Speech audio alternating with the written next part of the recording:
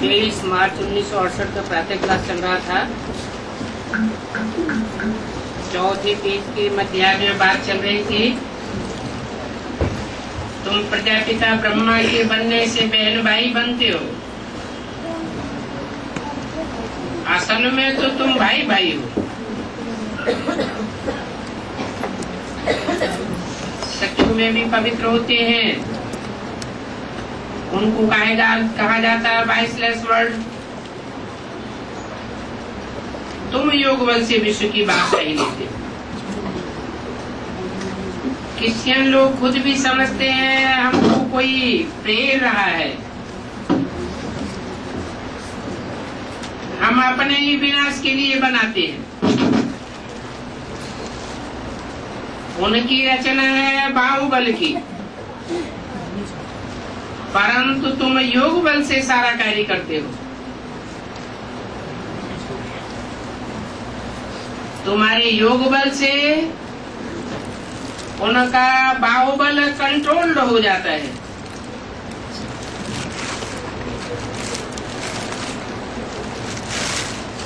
तो समझ लेते हैं हम अपने ही विनाश के लिए ये बनाया है।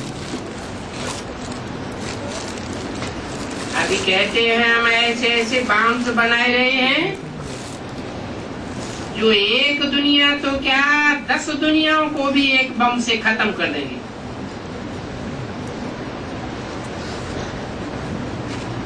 वो कहते हैं कि हम दुनिया को ही खत्म कर देंगे,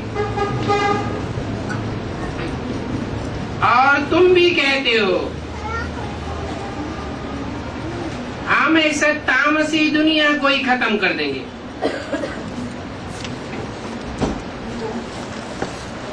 तो तुम्हारी और उनकी कंपटीशन है।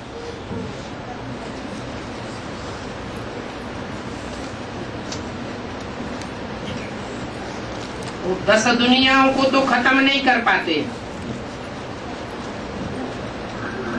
क्या होता है,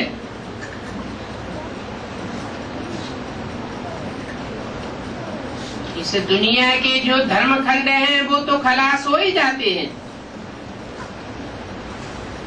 परंतु ये जो भी सृष्टि है 5 तत्वों की,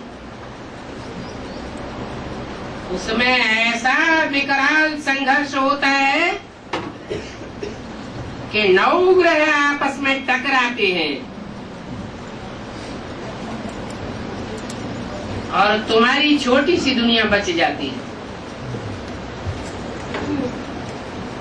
संकल्प तो उनके भी पावरफुल हैं, परंतु उनके हैं बाहुबल के संकल्प, और तुम्हारा है योग बल का संकल्प। तुम्हारा योग किसके साथ है? एक सर्वशक्तिवान बाप के साथ है, इसलिए तुम विजयी होते हो। वो सिर्फ कहते हैं कि हम 10 दुनियाओं को खत्म कर देंगे। अब ये सृष्टि तो खत्म होने वाली नहीं है। बाप कहते हैं मैं आता हूं हेवन की स्थापना करने।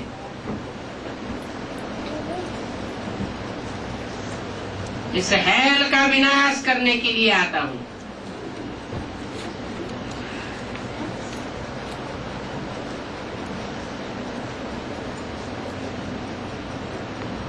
समझ की बात है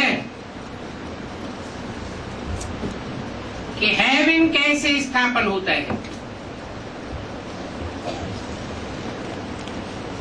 कैसे स्थापन होता है।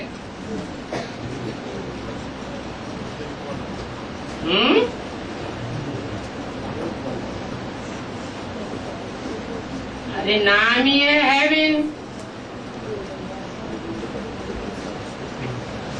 हैव माने रखना और इन माना अंदर।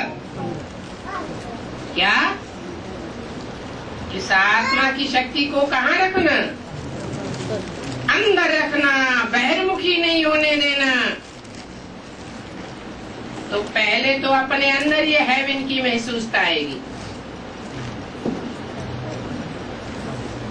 वो बाप सिखाते हैं। क्या सिखाते हैं? बच्चे अपन को आत्मा समझ, मुझ बाप को याद करो। मनुष्य तो कितने बेसमझ है। अपने ही विनाश के लिए क्या क्या बनाते रहते हैं। अभी दुनिया में कितना हाहाकार है, फिर जय जयकार हो जाएगी, सारी दुनिया में जय जयकार हो जाएगी।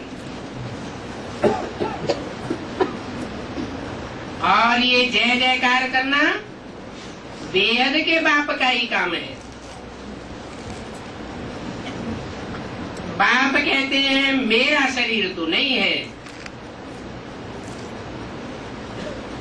मैं इस रथ में ही आता हूं, परंतु मेरी जयंती अलौकिक है। अपने टाइम पर आता हूं, तो मैं भी टाइम पर आने के लिए ड्रामा अनुसार बांधा हुआ हूं।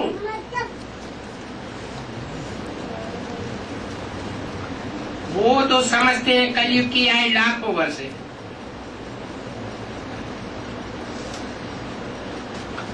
ऐसी समझ को, ऐसे ज्ञान को भक्ति मार्ग का ज्ञान कहा जाता है।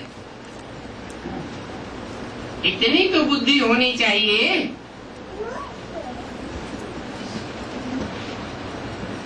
कि मनुष्य के दिमाग में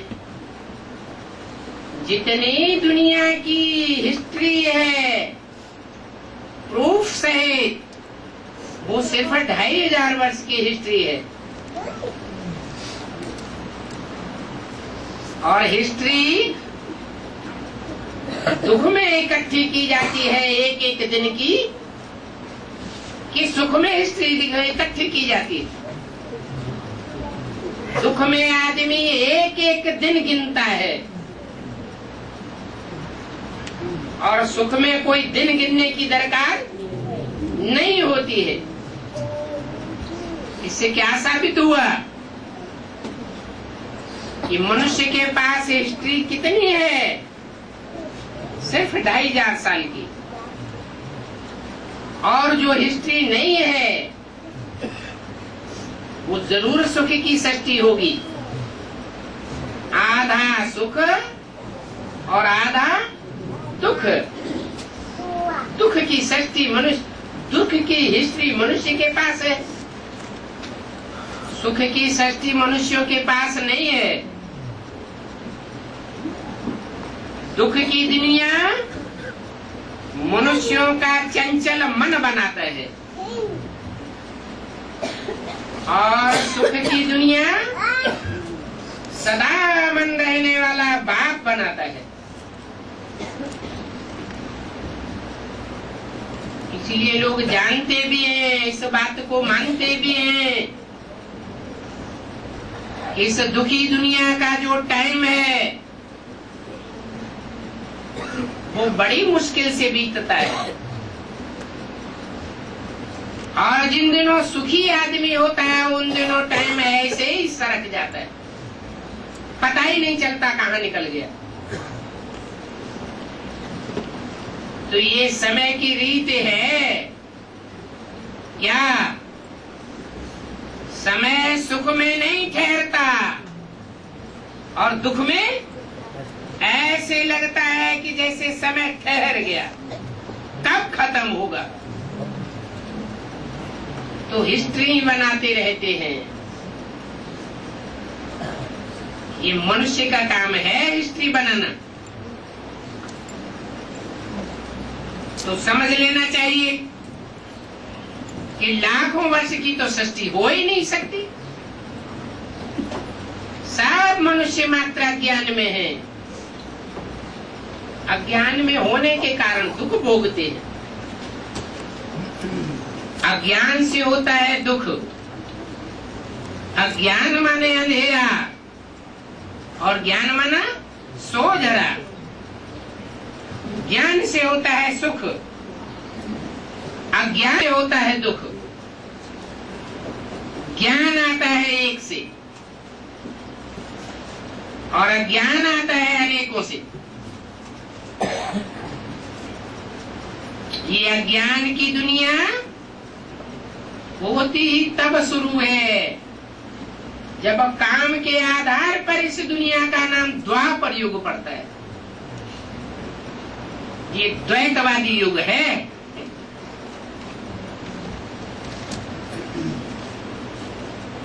जहां दो होंगे वहां द्वैतवादी दुनिया होगी।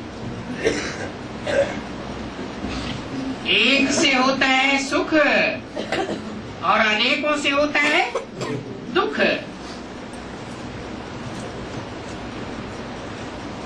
भक्ति अनेकों से आती है, इसको भक्ति मार्ग के ज्ञान कहा जाता है। और बाप जो ज्ञान देते हैं वो भी दो प्रकार का है। एक है सिर्फ ज्ञान और दूसरा है विशेष ज्ञान, विज्ञान। बेसिक में क्या कहें, क्या था? सिर्फ ज्ञान था, बेसिक नॉलेज थी, लेकिन विशेष ज्ञान नहीं था कि मैं आत्मा कौन वंशी हूं। मुझे आत्मा का इस सृष्टि रूपी रंगमंच पर कहां क्या क्या विशेष पार्ट है।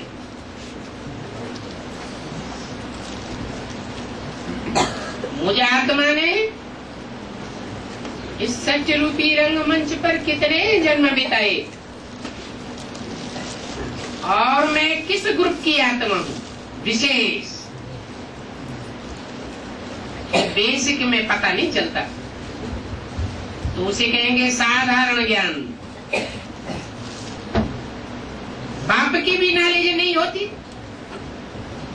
क्योंकि बाप कहते हैं मैं ही आकर के तुम बच्चों को बताता हूं।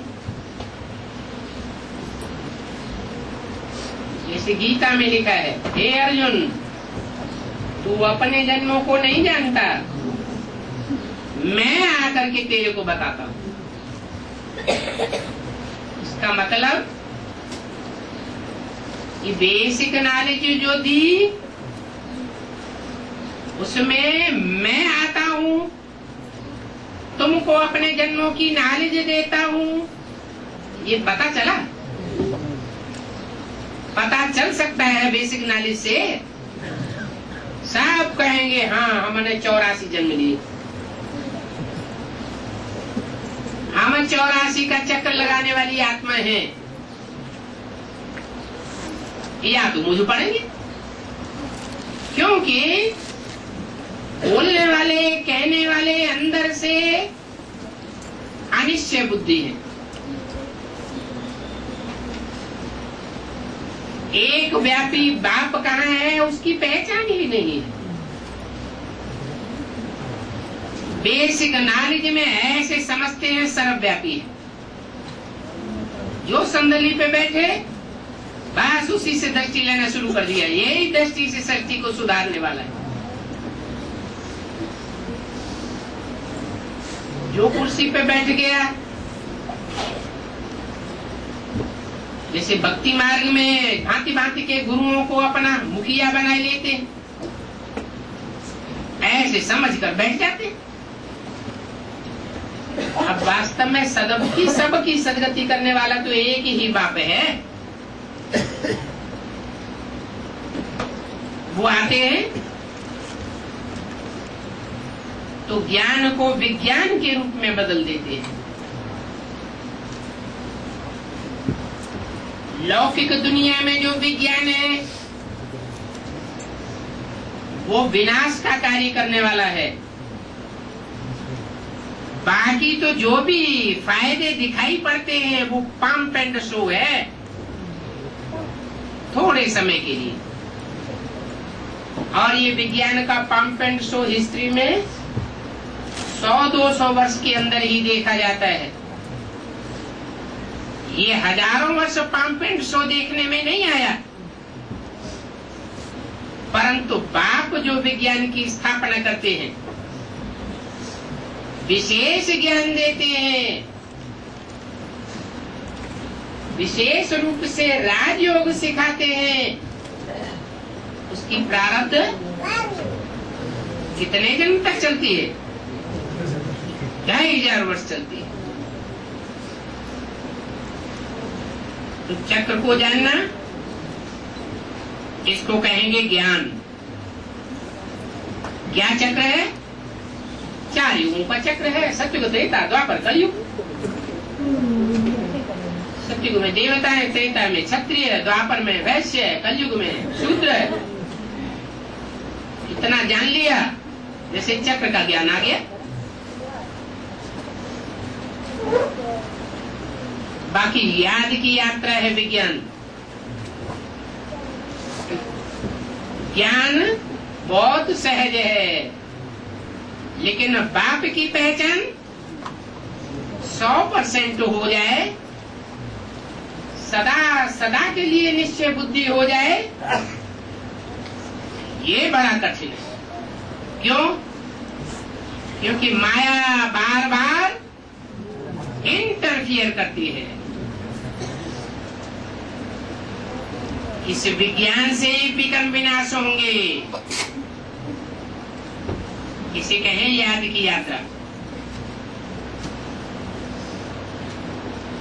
अभी बाप कहते हैं ईविल बातें मत सुनो। क्या ईविल बातें? ईविल माने क्या? ईविल किसे कहा जाता है? भूत प्रेत को। ये भूत प्रेतों वाली बातें मत सुनो। ये तो वो आत्माएं हैं जो बहुत पाप करने वाली हैं। बाप तो कहते हैं जहाँ बाप है वहाँ पाप नहीं, और जहाँ पाप है वहाँ बाप नहीं। तो इविल सोल कहाँ से आती है? बाप भेजता है क्या कि मायावी मत पर दुष्कर्म करने वाले इविल सोल बनते हैं? वो इविल सोल अपने पापों का बोझा ज्यादा होने के कारण बाप को नहीं पहचान पाती, फिर वही दुष्कर्म करती है, पाप कर्म करती है, और पाप कर्मों के बोझ से हल्का होने के लिए उनको सूक्ष्म शरीर मिल जाता है। ड्रामा में नूर है उनके लिए ये कल्याण, नहीं तो पता नहीं कितने पाप चढ़ जाए।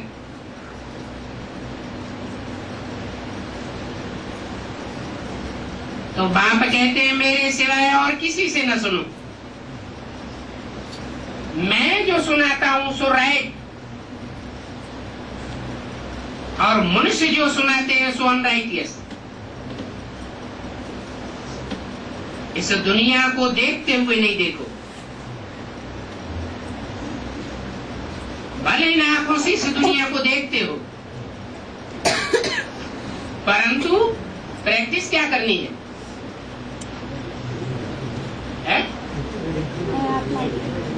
प्रैक्टिस करनी है कि तीसरी आंख अर्थात आत्मा की आंख से जो देखने में आ रहा है उसी को देखना है, और ये सब भस्म होने वाला है। ये स्थूल आंखें भी 5 तत्वों की बनी हुई हैं। ये 5 तत्व, इनसे जड़ शरीर बना हुआ है। ये 5 तत्वों की दुनिया तामसी बन चुकी है। ये आंखें भी तामसी बन चुकी है। इन तामसी आंखों से जो कुछ भी देखने में आवेगा वो सब ईविल है। इसे ईविल रावण से सब प्रभावित हुए पड़े, कोई कम और कोई ज्यादा। प्रभावित हैं तब तो बाप को नहीं पहचानते, बार बार पहचानते हैं और बार बार क्या करते हैं? बच्चा जो बाप से विपरीत हो जाता है वो फार गति दे देता है, अनिश्चय बुद्धि हो जाते हैं तो ग्लानि के काम करते हैं, ग्लानि की बातें करते हैं। तो बाप कहते हैं इस दुनिया को देखते हुए न देखो। बाप तो आकर के नई दुनिया की स्थापना करते हैं। नई दुनिया है ही हेवन, हिंदी में कहा जाता है स्वर्ग। क्या स्वस्थिति में टिकने वालों की दुनिया है, हमें उस दुनिया में जाना है। उस नई दुनिया में न राग होगा न पाप होगा, कुछ भी नहीं होता है, कोई देहधारी का लगाव नहीं होता है, वहां अकाले मृत्यु भी नहीं होती है। शरीर छोड़ने से पहले हर आत्मा को साक्षात्कार होता है और खुशी खुशी शरीर छोड़ देते हैं। तो देखो ईश्वरीय मत से तुम 21 जन्म के लिए देवता बन जाते हो। क्या कहा? 21 जन्म के लिए तुम, क्योंकि तुम एक ईश्वर की मत पर चलते हो इसलिए तुम देवता बन जाते हो। और वो और ये भी देवता बनते हैं। कौन? ब्रह्मा और ब्रह्मा के फॉलोअर्स। परंतु उनमें थोड़े ही फॉलोअर्स ऐसे हैं जो जन्म तो पूरे 84 लेते हैं, लेकिन 84 जन्म लेने के बावजूद भी उनके बहुत वर्ष इस सच रूपी रंगमंच के ऑलराउंडर पार्ट से कम हो जाते हैं। बल वो देवताएं बनेंगे, द्वापर युग से राजाएं भी बनेंगे, परंतु चंद्रगुप्त जैसे बुद्धू राजाएं बनेंगे। उनको राय लेने के लिए किसकी जरूरत होगी? है? बिना गुरु के उनका राज्य चल नहीं सकता, उन्हें राय बहादुर चाहिए। तो तुम बच्चों की प्राप्ति में और उन बच्चों की प्राप्ति में कितना फर्क पड़ गया। फिर तीसरी कैटेगरी की वो है जो 84 जन्म भी नहीं लेंगे, जन्म ही उनके 83, 82 या कम जन्म होंगे। तो आत्मा में इम्प्योरिटी की कमजोरी भर जाती है, कलाएं कम हो जाती है। इससे क्या घाटा होता है? बुद्धि मलिन होने वाली बन जाती है। ऐसी मलिन बुद्धि बनती है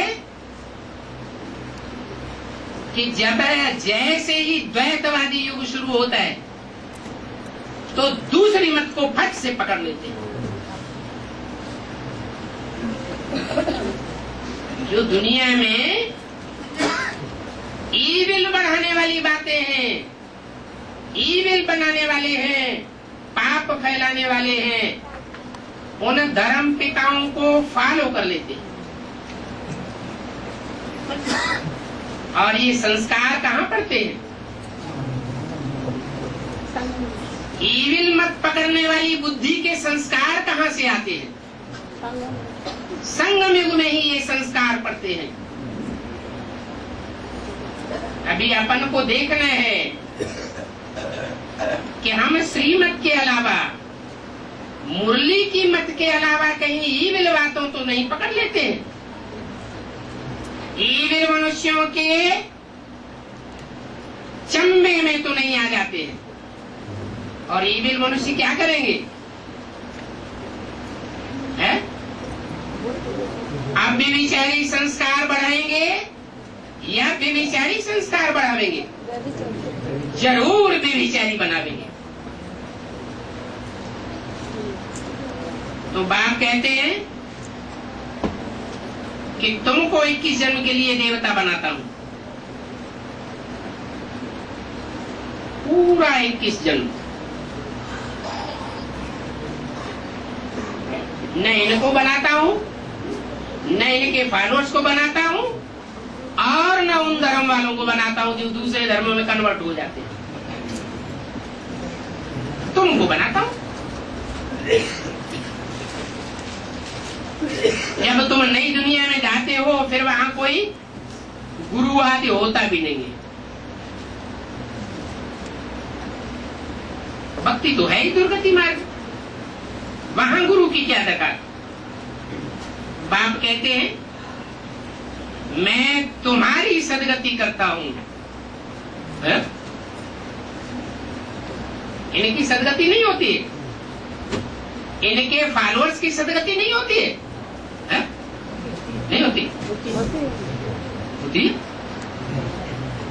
माता कहती होती है, भाई लोग कहते नहीं होती। ये कैसे? मुक्ति मिलता, जीवन मुक्ति नहीं मिलती। हाँ, ऐसे जीवन के रहते रहते जिस जीवन में पढ़ाई पढ़ रहे हैं, उस जीवन के रहते उनको दुख दर्दों से मुक्ति नहीं होती है। वो आत्माएं भटकती रहती है। तो कहाँ तुम्हारा पार्ट और कहाँ इनका पार्ट और कहाँ उनका पार्ट? थर्ड क्लास पार्ट हो जाता है।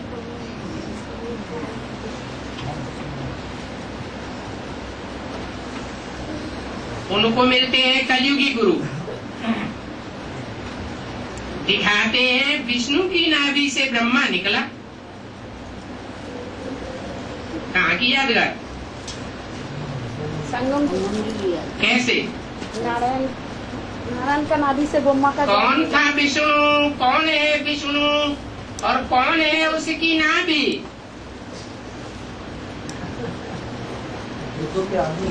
है? कहाँ के आदमी?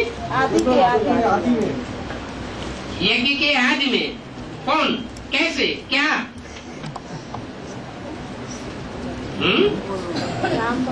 कौन था विष्णु? प्रजापिता ब्रह्मा। एक का नाम प्रजापिता, दूसरे का नाम ब्रह्मा। और ये ब्रह्मा शब्द भी बड़ा गुह्य शब्द है। जो ब्रह्मा सो विष्णु। जिस नंबर का ब्रह्मा होगा उसी नंबर का विष्णु होगा। मान लो ब्रह्मा अव्वल नंबर का तो विष्णु भी अव्वल नंबर का। विष्णु की 5 भुजाएं तो नहीं होती है। कितनी भुजाएं होती है? 4 भुजाएं होती है। लेकिन ब्रह्मा के तो 5 मुख भी दिखाए गए। इसका मतलब कि एक मुख भुजाओं में नहीं आता है। वो भगवान का सिर्फ मददगार नहीं कहा जाता है। क्या कहा जाता है? वो स्वयं भगवान का रूप में प्रत्यक्ष होने वाला स्वरूप है। और वास्तव में भगवान तो सदा शिव है, परंतु वो अकेला है। जो टाइटल देता है, वो टाइटल देने वाला, जिनको टाइटल देता है वो है भगवान भगवती की उपाधि पाने वाले। तो 4 ब्रह्मा में से एक तो हुआ भगवान, तो दूसरा क्या होगा? भगवती। जो भगवती होगी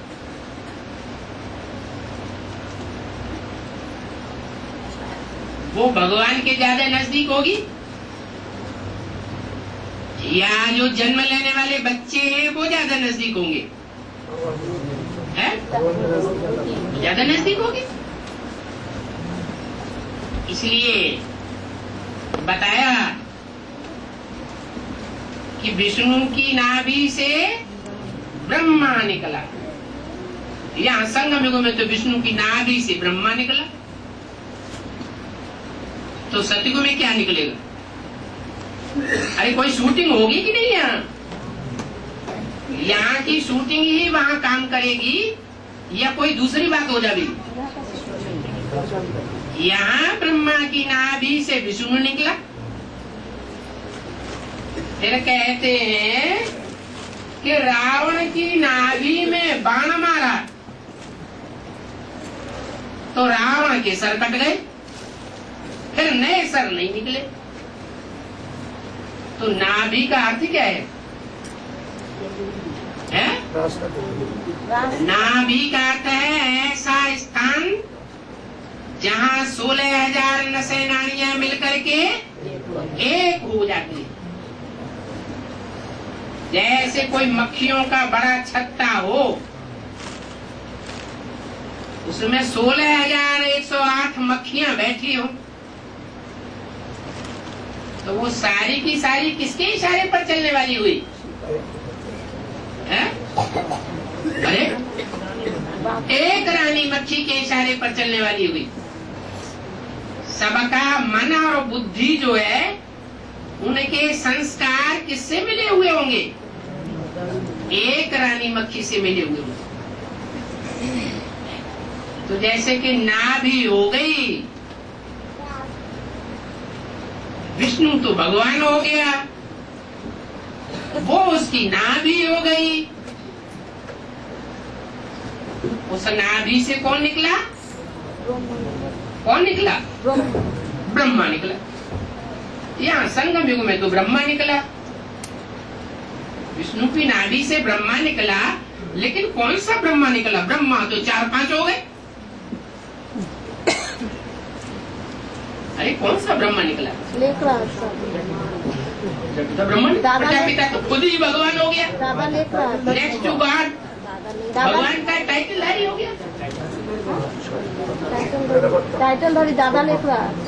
दादा लेख रहा पहले निकल पड़ा। हाँ, जो आज में हुआ, क्योंकि ब्रह्मा बाबा को तो साक्षात्कार हुए, साक्षात्कारों को वो नहीं समझ सके, उनका तत्कालीन गुरु नहीं समझ सका। गुरुओं पंडितों आचार्यों के पास गए, धक्के खाए वाराणसी में, वो भी नहीं समझा सके। तो कहाँ पहुँचे? कलकत्ते में पहुँचे। जो उनकी बुद्धि में छाप पड़ी हुई थी कि बहुत विद्वान, बहुत होशियार, हमारे से भी जास्ती हीरों का पार किए। और वो बुजुर्ग था, ब्रह्मा बाबा के मुकाबले ज्यादा बुजुर्ग था या कम उम्र का था? ज्यादा बुजुर्ग था। लौकिक जीवन में मान्य पक्ष का था या साधारण व्यक्ति था? लौकिक जीवन में मान्य पक्ष था, लेकिन आखिरी जीवन में आकर के वो आत्मा का हिसाब किताब ऐसा बना हुआ है। कैसा? कि क्रिश्चियन जैसी मेंटलिटी वाला नहीं है। क्रिश्चियंस और क्राइस्ट की राशि मिलाते हैं ना, तो कृष्ण की राशि क्राइस्ट के साथ मिलाने के कारण एक नियम बना हुआ है ईश्वरीय ज्ञान का। क्रिश्चियंस न ज्यादा पतित बनते हैं और न जास्ती पावन बनते हैं। माना आखिरी जन्म में भी आकर के राशि मिली हुई होने के कारण कृष्ण की आत्मा जास्ती पतन में नहीं जाती है। जास्ती पतन में न जाने के कारण there is the purity, there is peace and prosperity होती है। धन संपत्ति वाला बनता है, जबकि उसका जो भागीदार है वो धन संपत्ति वाला नहीं होता। बहुत पतित आत्मा होने के कारण जीवन भर जैसे गरीबी चढ़ जाती है। ब्रह्मा बाबा की दुकान तो इतनी मशहूर थी जो आज भी उनकी यादगार में मार्केट में चले जाओ ढेर सारी दुकानें, शहर शहर में उनका नाम लिख दिया है। क्या? लखीराज की दुकान। इतने प्रसिद्ध जौहरी हो गए थे, बड़े बड़े राजाओं महाराजाओं के रनिवास में घुस जाते थे अकेले, उनको कोई रोक टोक नहीं करता था।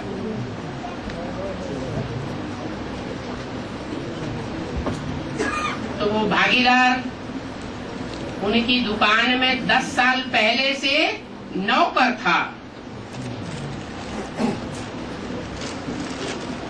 भले सामाजिक हिसाब से महत्वपूर्ण संबंधी था, लेकिन ये तो संबंध की बात हुई। लेकिन आज के समाज में उच्च वर्ग के संबंधी को ऊंचा नजर से देखा जाता है या पैसे वालों को ऊंची नजर से देखा जाता है? पैसे वालों को ऊंची नजर से देखा जाता है। तो वो साहूकार और वो सारे जीवन की गरीबी में पला हुआ, रहम आकर के दुकान में नौकर रख लिया, तो ऊंची दृष्टि से देखा जाएगा या नीची दृष्टि से देखा जाएगा? सिर्फ संबंधियों के दिखावे के लिए भले ऊंची दृष्टि से दिखाया जाए, लेकिन अंदर से तो बोला कि क्रिश्चियन से न ज्यादा पतित बनते हैं न ज्यादा पावन बनते हैं। माना आखिरी जीवन में भी ब्रह्मा बाबा प्रॉस्पेरिटी वाले थे, धनवान थे, और उसका रिजल्ट क्या हुआ? किसको कहेंगे दुर्गति में और किसको कहेंगे सदगति में, दोनों के बीच में है? अगर मुकाबला किया जाए दोनों आत्माओं का तो किसको कहेंगे सदगति में? भागीदार को कहेंगे दुर्गति। नहीं, दरिद्र सम पातक पुंजा।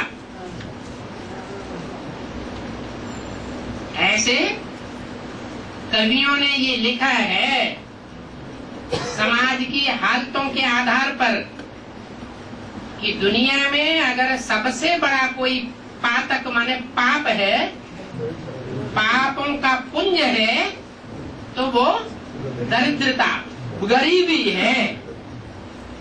हर प्रकार के दुख आदमी को मिल जाए लेकिन गरीबी किसी को न मिले। और ये गरीबी कहाँ से आती है? प्योरिटी से आती है, इम्प्योरिटी से आती है? इम्प्योरिटी से गरीबी आती है। तो वो आत्मा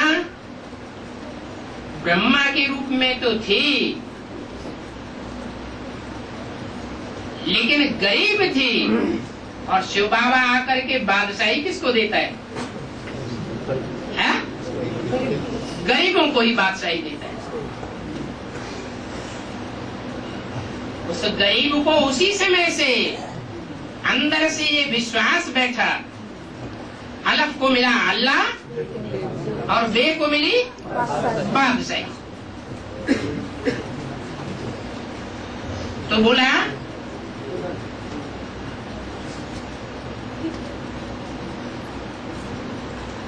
विष्णु की नाभि से ब्रह्मा निकला। तो विष्णु में जैसे 5 ब्रह्मा समाये हुए, 4 मददगार भुजाओं के रूप में 4 आत्मा और एक आत्मा उनको संचालन करने वाली, जिसके लिए बोला है अलफ को मिला अल्लाह। अल्लाह ने जिसमें प्रवेश कर लिया। और ऊंचे से ऊंचा पार्ट जिसका संसार में डिक्लेयर हो जाता है, वो आत्मा सबसे जास्ती नजदीक किसके है? 4 भुजाओं में। राम नहीं, राम वाली आत्मा वो तो स्वयं ही हो गई, मुकर्रर रथ, वो तो सारे राज को खोलने वाली हो गई। लेकिन सबसे नजदीक बाकी 4 आत्माओं में किसके कही जाए?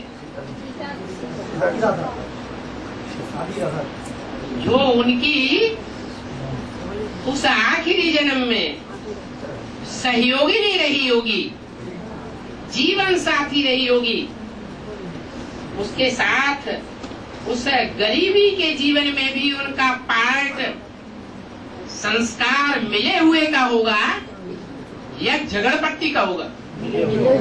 मिले हुए संस्कारों का पार्ट था। इसलिए वो ही आखिरी जन्म में आदि में विष्णु, तो 84वें जन्म में भी जो आदि में, सो अंत में विष्णु, वैष्णवी का पार्ट हो गया। और ब्रह्मा बाबा को जो साक्षात्कार हुए, उन साक्षात्कारों को उन्होंने अपने जीवन के अनुभव के आधार पर जिस व्यक्ति को आखिरी होशियार समझा, सच्चाई सफाई वाला समझा, ये अपने दिल की बात सच्ची और साफ बात बताएगा। गुरुओं की तरह अंदर एक और बाहर दूसरी बात नहीं बताएगा। जैसे गुरुओं से पूछो भगवान कौन, तो कहेंगे शिवोहम, तो अंदर एक और बाहर दूसरा। कोई गुरु अंदर ये समझता है मैं ही भगवान हूं, जो चाहूं सो करूं, ऐसा समझता है क्या? कदापि नहीं समझता। अरे भगवान के लिए तो देखो कैसी बात मुरली में बोली हुई है, सारी डोरी शिव बाबा के हाथ में है। क्या शिव बाबा एक एक मनुष्य आत्मा की डोरी किसके हाथ में है? शिव बाबा की। उसको कहते हैं भगवान। 500-700 करोड़ उसकी गुड़ियां हैं। जैसे डॉल्स म्यूजियम है, दिल्ली का प्रसिद्ध है, शंकराज म्यूजियम कहा जाता है। ऐसे ही ये दुनिया एक रंगमंच है, उस रंगमंच पर ये गुड़ियों का खेल हो रहा है।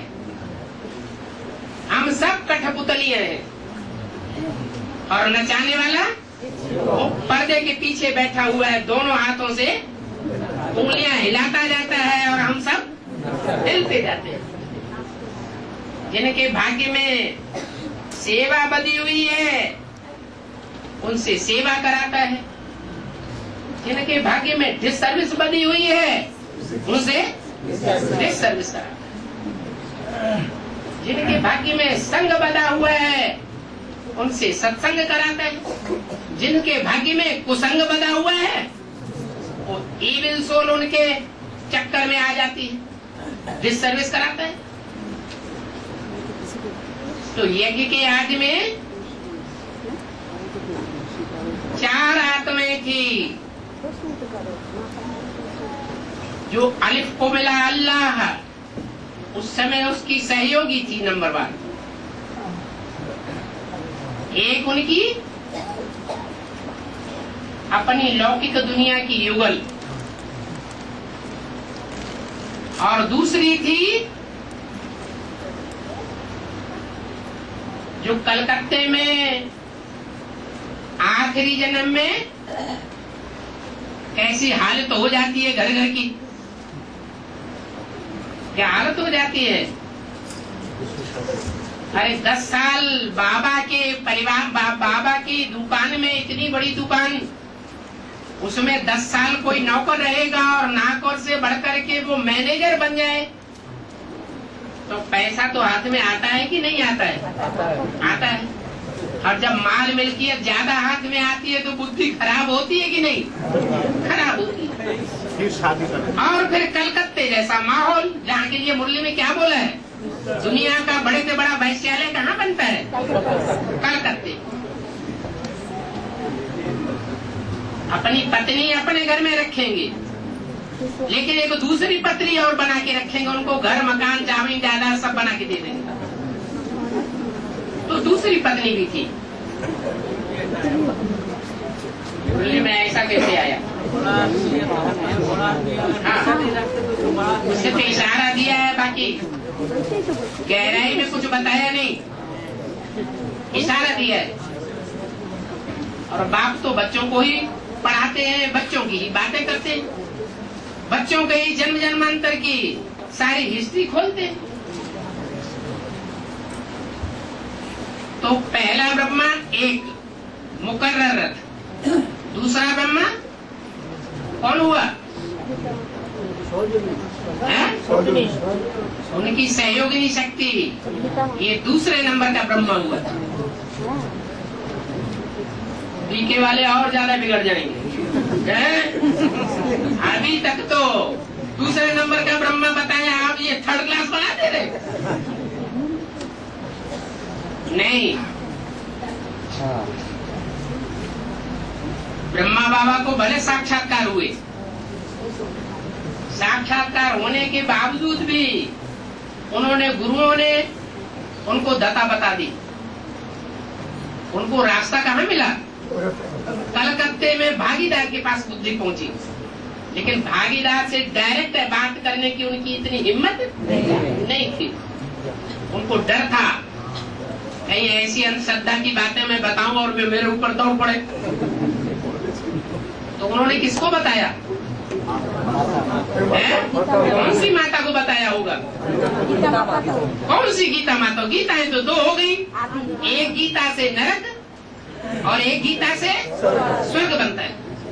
एक गीता 1 सेकंड में दुनिया को स्वर्ग बनाई देती है, ब्रह्मा सो विष्णु बनाई देती है। और दूसरी गीता क्या बनता है? नरक बन जाती है। स्वर्ग की दुनिया भी नरक बन जाती है। तो किसके पास पहुंचे होंगे? दूसरी गीता माता का जैसे बोला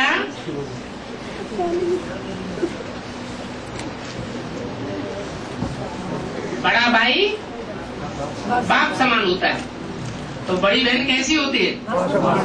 अम्मा समान होती है।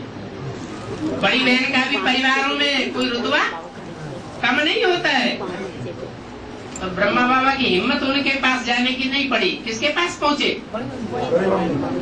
और दूसरी माता के पास पहुंचे और उसके कान में अपनी समझी हुई, अपनी अनुभव की हुई, साक्षात्कार की सारी बातें उसके कान में डाल दी।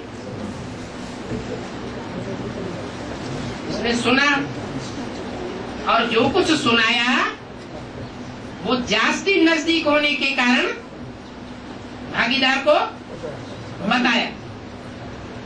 भागीदार ने भी सुना। तो सुनने सुनाने वाला कौन हुआ? भागीदार को डायरेक्ट सुनाने वाला और फिर भागीदार से क्लैरिफिकेशन को सुनने वाला कौन हुआ? वही दूसरी माता। तो कौन से नंबर का ब्रह्मा हो गई? तीसरे नंबर का ब्रह्मा हो गई। अब सवाल ये पैदा होता है कि सतयुग में जो राधा कृष्ण बच्चे पैदा होंगे वो किससे पैदा होंगे?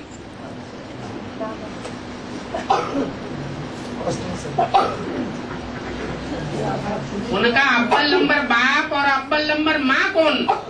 दूसरे नंबर है? जरूर, जो दूसरे नंबर का ब्रह्मा हुआ वही माता है, और जो पहले नंबर का प्रजापिता ब्रह्मा है वही नई सृष्टि में, सतयुग में राधा कृष्ण को जन्म देने वाला बाप। अभी तक ये मुझान पड़ी हुई थी किस बात की? ये मुझान बुद्धियों में चल रही थी कि राधा कृष्ण को जन्म देने वाली आत्माएं कौन होंगी? बुद्धि भ्रमित हो जाती थी। अभी बात क्लियर हो गई क्या कि विष्णु की नाभि से संगम युग में निकलता है ब्रह्मा, तो सतयुग में कौन निकलेगा? सतयुग में निकलेगा वही जो यहाँ ब्रह्मा, वो वहाँ बनेगा। जो यहाँ ब्रह्मा निकला वो वहां किस में? यहाँ 2 नंबर के ब्रह्मा और वहां यहाँ 2 नंबर के ब्रह्मा माता पिता के रूप में हो गए। बीच में चाहिए बिचौलिया। बिचौलिया कौन होता है?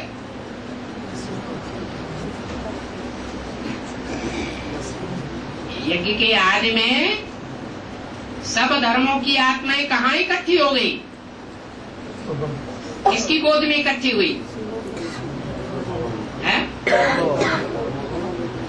वही माता, यज्ञ माता, जिसके डायरेक्शन पर ब्रह्मा बाबा चले थे। कौन थी वो? वो माता गुरु थी। किसकी है? ब्रह्मा बाबा की भी माता गुरु बन गई। माता गुरु बनी और यज्ञ में सारा कंट्रोल उसके हाथ में आया। यज्ञ के आदि में सारे ब्राह्मणों की दुनिया का कंट्रोल इनके हाथ में होगा, तो अंत में किसके हाथ में होगा? आदि में तो अंत में होगा। इसलिए बोला कि विष्णु की नाभि से ब्रह्मा निकला। जो ब्रह्मा निकला उनके हाथ में फिर क्या दे देते? अरे शास्त्रों में क्या लिखा है? नहीं, शास्त्रों में जो चित्र बनाए हैं उनमें विष्णु की नाभि से ब्रह्मा निकला, उनके हाथ में क्या दे दिया? वेद शास्त्र दे दिया। कहाँ की यादगार है? यहाँ संगम की क्या यादगार? ज्ञान कोई शास्त्र होता है? हाँ। मुरली दे दी। उनके बुद्धि रूपी हाथ में क्या दे दिया? उनके बुद्धि रूपी हाथ में मुरली आ गई। ये मुरली कहाँ से आई है? ब्रह्मा की बुद्धि रूपी हाथ में मुरली थी। तो दिखाते हैं कि ब्रह्मा के हाथ में फिर शास्त्र देते हैं। अभी विष्णु की नाभि से ब्रह्मा निकला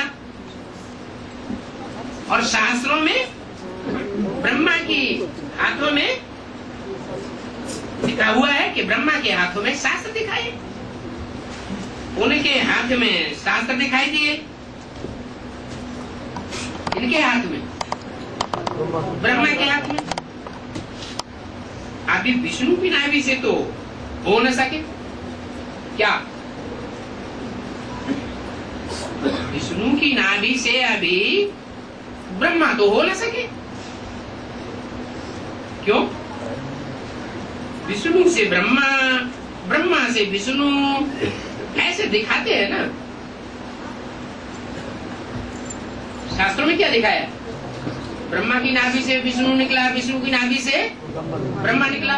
बाबा ने क्लैरिफिकेशन दिया, ब्रह्मा की नाभि से विष्णु कितने साल में निकलता है?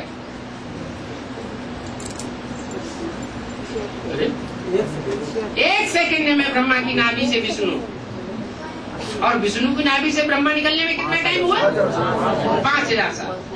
तो 5000 साल यज्ञ के आदि में कब पूरे हुए? अरे जो फर्स्ट पेयर था यज्ञ के आदि में, वो तो विष्णु स्वरूप था। उनके संस्कार तो आपस में मिले हुए थे। जो एक कहेगा सोई दूसरा कहेगा, जो दूसरा करेगा सोई पहला कहेगा। तो उनकी नाभि से तो ब्रह्मा निकला, लेकिन निकला कितने वर्षों के बाद?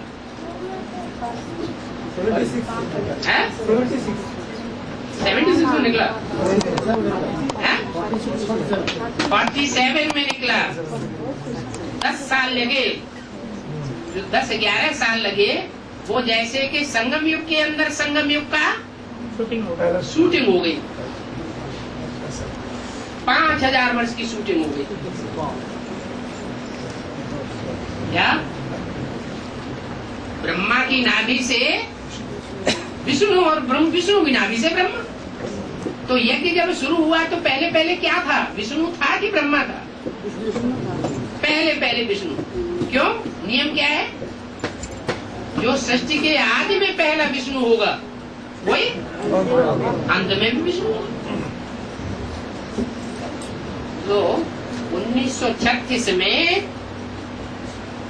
ये विष्णु प्रत्यक्ष हुआ और उसके ठीक 10-11 साल के बाद 1947 में विष्णु की नाभि से ब्रह्मा निकला। जैसे कि 5000 वर्ष की शूटिंग हो गई। अब फिर क्या होगा? ब्रह्मा की नाभि से फिर विष्णु निकले। तो कितना टाइम हो गया है? अरे दूसरी आवृत्ति होती है, दूसरी आवृत्ति में असली शूटिंग शुरू होती है 4 युगों की। पहले तो आ गया संगम युग 10 साल का, फिर 4 युगों की शूटिंग चलती है। वो कब पूरी होती है पहले युग की शूटिंग? 76। तो 76 में जो वहां ब्रह्मा निकला, उस ब्रह्मा की नाभि से फिर क्या निकलता है?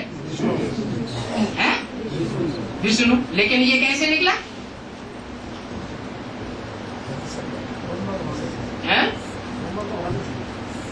नहीं, ब्रह्मा की नाभि से विष्णु तो 1 सेकंड में निकलना चाहिए ना। 1 सेकंड कैसे कहें?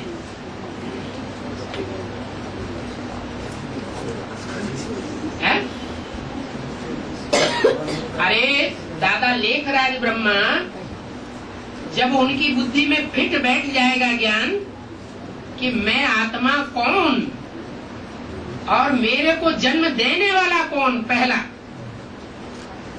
वही तो गीता का भगवान हुआ। लेकिन ये उनकी बुद्धि में बैठता नहीं। ऐसे ही जो राम वाली आत्मा है, सृष्टि रूपी रंगमंच का हीरो, उसकी बुद्धि में जब तक ये न बैठ जाए कि वो मुकर्रर रथ कौन, तब तक वो 1 सेकंड पूरा होता है? नहीं होता। तो सन 76 में वो 40 साल पूरे होते हैं ब्रह्मा के, पहले ब्रह्मा के। कौन पहला ब्रह्मा? दादा लेखराज नहीं, प्रजापिता। वो प्रजापिता के 100 साल पूरे होते हैं आकर 76, और 76 जैसे ही पूरा होता है 77 की शुरुआत होती है, तो कहा जाता है संपूर्णता वर्ष। संपूर्णता वर्ष आता है उस आत्मा को अपने संपन्न स्वरूप की यादगार बुद्धि में बैठ जाती है। यही 1 सेकंड में ब्रह्मा सो विष्णु बन जाते हैं। अभी विष्णु की नाभि से तो ब्रह्मा निकला, ब्रह्मा से विष्णु, विष्णु से फिर 84 जन्मों के बाद ब्रह्मा सरस्वती बनते हैं। ये कब बनते हैं? यज्ञ के आदि में सन 36-37 वहां से निकला तो 10 वर्ष में पूरे संगम युग की आवृत्ति हो गई। 100 साल का संगम बराबर 5000 वर्ष की शूटिंग हो गई। ब्रह्मा की नाभि से क्या? विष्णु निकल पड़ा। विष्णु की नाभि से 76 में फिर ब्रह्मा निकल पड़ा। अब क्या होगा? फिर 84 जन्मों के बाद ब्रह्मा सरस्वती बनते हैं। वो कहाँ बनेंगे? कौन बनेंगे?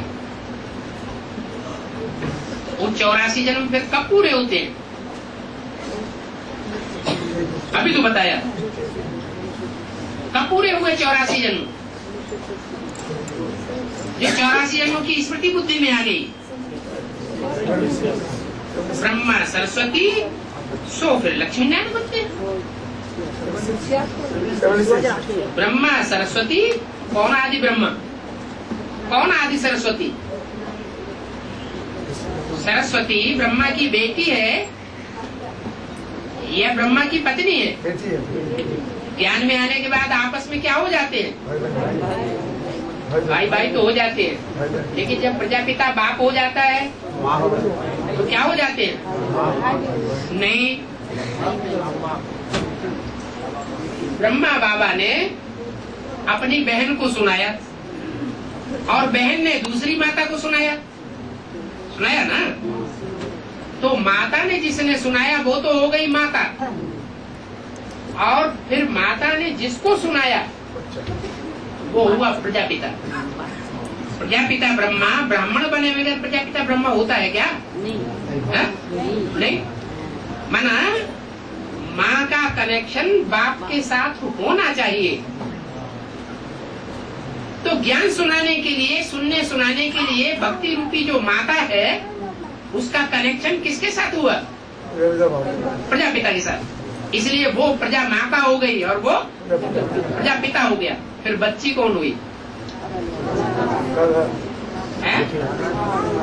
अरे तीन ही आत्माएं तो थी उस समय मौजूद। कौन कौन तीन आत्माएं मौजूद थी? तीन आत्माएं। जब मैं आता हूँ तो अकेला नहीं आता हूँ, किसके किसके साथ आता हूँ?